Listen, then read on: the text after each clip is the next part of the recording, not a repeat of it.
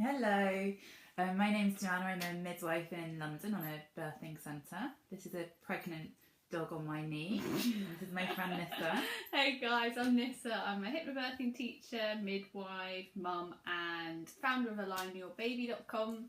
We're going to talk to you for a few minutes about reducing the risk of having a tear when you're actually in labour. So we're going to tell you about just a few top tips that we were just talking about. I thought we'd make a little video. Top tips. So number one, Joe, of our top tips reducing the chance of having a tear in labour. So it's all about understanding your body, really. So what's going on? And what we wanted to say is just communicating well, listening well to your midwife, who will let you know what's going on. Absolutely. And what's actually happening in that point. So your cervix has been opening, it's now fully open, you know, it's gone.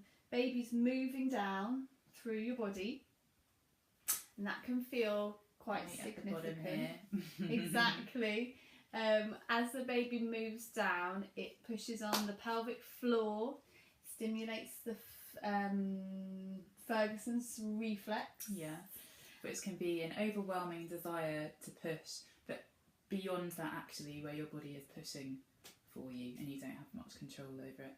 Not everyone will feel that, but many women do. Many people do, absolutely. So you're following your body in that phase. You're pushing as your body wants to push, and I think it's really important to understand how that works, and also probably secondly to not be afraid. Yeah, I think, right? So lots of mums are really frightened of having a tear or having damage, and so they resist, often quite tense and you know, holding their muscles, and we can tell when women are holding their muscles. Yeah, but it's really hard to let go. Absolutely. And many women will have a small tear, but we just wanted to talk to you about reducing that risk. Yeah, definitely. And knowing that your body is absolutely designed to do this, and down below your perineum, everything stretches beautifully. It's got an enormous amount of stretch. Hopefully you watched our previous video, which was about perineal massage as well. So you may have had an opportunity to do that in your pregnancy, which is helpful. And then we're getting to the actual, the bare bones. So baby's moved down. Yeah, so once the midwife or whoever's with you starts to see a little bit of the baby's head, that's obviously an amazing sign. When you haven't had a baby before, we can probably see a little bit like this. Imagine that's the head and the space between at the height of a contraction, but then heads will slip back. They'll slip back a little bit, won't they? Because so the curve, if we look at this, the curve of the spine here, the spine literally has to move out of the way to let the baby's head through, and so it can feel quite intense on your back, and the head comes down and then it slips up, and it comes down and then it slips up.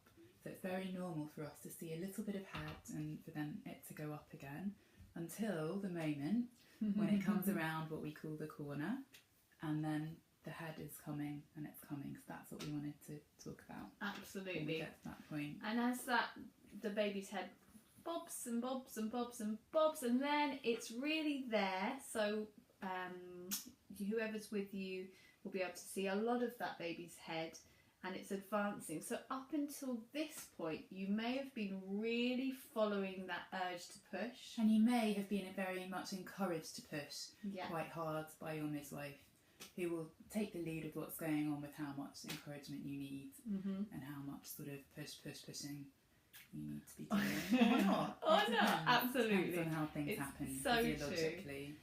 But then as the baby's head advances to this kind of a point, quite often, or probably mostly, the midwife is going to change. Yeah, absolutely. So from being all for pushing, probably your midwife or doctor is going to then actually encourage you to stop pushing, or to push very gently. which can be challenging when Yes. you really want to push. And it's actually more breathing than pushing. Absolutely, absolutely. So And the reason that we do that uh-huh. is to reduce the risk of there being a tear, because we're trying to counteract that overwhelming urge for you to push. Mm-hmm. And now, unless the baby needs to be born in a hurry because we're worried about the baby, we just want that head to be born very slowly, and with the body as well. And when it comes slowly and, you know, gently, it does reduce the chance that the tissue around is going to be damaged. So it is something that can be really, really helpful. So the midwife is likely, just to let you know, to have one hand on the baby's head as it comes, and then one hand to protect your perineum. The perineum being, I told this the wrong way. I'm doing it, Joe. Yeah. I'm guarding that perineum. And you may not really be aware of that, or you may just feel it as a kind of a little pressure, or a little, you know, support. And that's just to stop it happening too fast. Absolutely. Exactly. So what Nessa just did. And so at that point, we would just be encouraging. So the midwife might say, I'll be the lady, Joe. do it how you do it, because we all do it differently. It will be unique to you. Well, I mean, I'm pushing. I can't really imagine that. But I would say, okay, I want you to stop doing those big pushes and just a little push, a little bit more of a push, and that's it. And now I can see the whole of the baby's head is out and the chin is out. And at that point, probably the midwife would take her hands away and wait for the next contraction. She would also want to support your perineum when the body was coming after the head, because sometimes shoulders, as the baby turns that way for one shoulder to come out, or that way for that shoulder to come out, shoulders can create quite trauma. Often the shoulders do the damage as much as the head. Another way that your midwife might get you to slow that pushing down is she might ask you to blow, or I've seen many different ways. So she might say, just blow as if you're blowing out a candle. Yeah. Probably shorter ones, like like in the movies, you know. Yeah. Could be that. That just does make me think of the 70s. 70s film. I've heard midwives ask ladies to hum, you know, anything that's going to counteract that big push. Yeah. So it's really great to follow the lead with your midwife and trust her just at the end. She's going to do everything that she can to allow that baby to come really gently, I would say. Is there anything else, Joe? I don't think so, but if you've got any questions, here we are. Absolutely. Get in touch with us.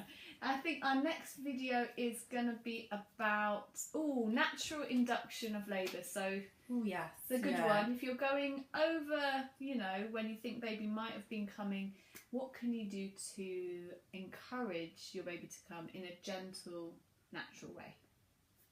Bye. Bye.